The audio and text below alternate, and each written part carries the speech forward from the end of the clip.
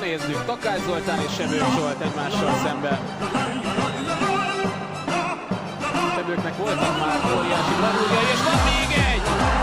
Aztán Picona egy gól! Hát ez hihetetlen! Ez hihetetlen! Gyurica! Ez nem igaz!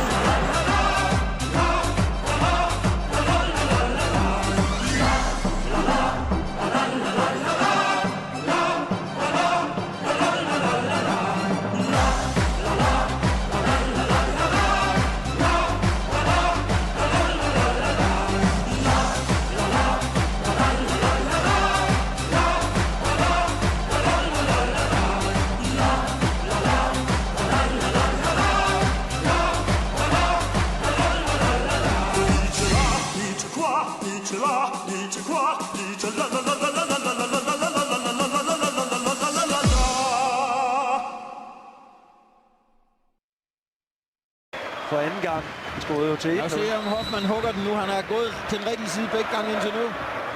De spiller den kort til. Nej. De har stort overskud her i aften. Brøndby, det er smart lavet det der, så altså Morten Duncan, der får lov til at indøve finte. Men Hoffmann har selvfølgelig... Han gik så til den rigtige side. Ja. Hoffmann, manden.